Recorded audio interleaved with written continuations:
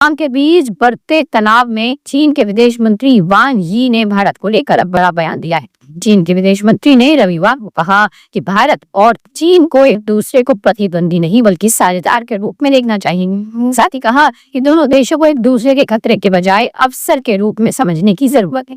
चीनी संसद national peoples Congress के सत्र के दौरान आयोजित वार्षिक प्रेस कॉन्फ्रेंस में वांग यी ने कहा कि दोनों देशों के प्रधानमंत्री नरेंद्र मोदी और राष्ट्रपति शी जिनपिंग द्वारा तय किए गए दिशा निर्देशों के अनुसार संबंधों को आगे बढ़ाना चाहिए।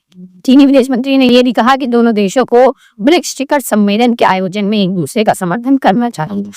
इस वर्ष भारत ब्रिक्स की मेजबानी करेगा, जबकि 2027 में चीन इस सम्मेलन की मेजबानी करेगा।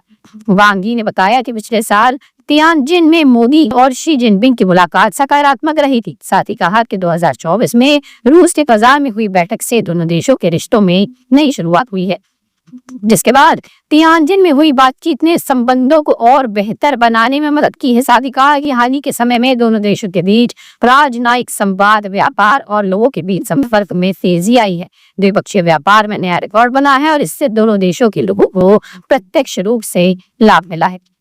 भविष्य की दिशा पर बोलते हुए वांग यी ने कहा कि भारत और चीन को पड़ोसी देशों के रूप में मित्रता बनाए रखनी चाहिए और सीमा क्षेत्रों में शांति और स्थिरता सुनिश्चित करनी चाहिए। साथ ही दोनों देशों को विकास और सहयोग पर अधिक ध्यान देना चाहिए। उन्होंने कहा कि भारत और चीन ग्लोबल साउथ के महत्वपूर्ण देश हैं और दोनों के बीच गहरे ऐतिहासिक व सांस्कृतिक संबंध हैं। वांग के अनुसार आपसी विश्वास और सहयोग से दोनों देशों के विकास को गति मिल सकती है, जबकि टकराव और विभाजन एशिया के विकास के लिए नुकसानदायक होगा।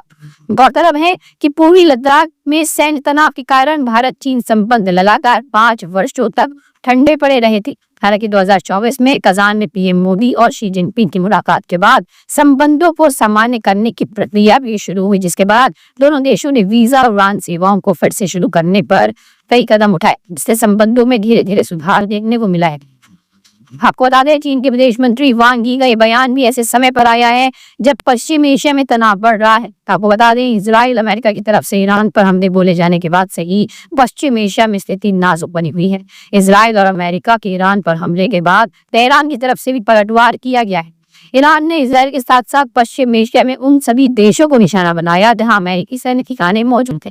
इनमें संयुक्त अरब अमीरात, कुवैत, कतर, बहरीन, सऊदी समेत कई देश शामिल हैं।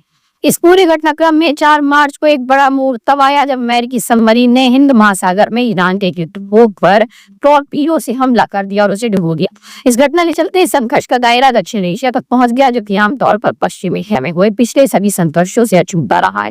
वीडियो डेस्क, अमर उजाला.com।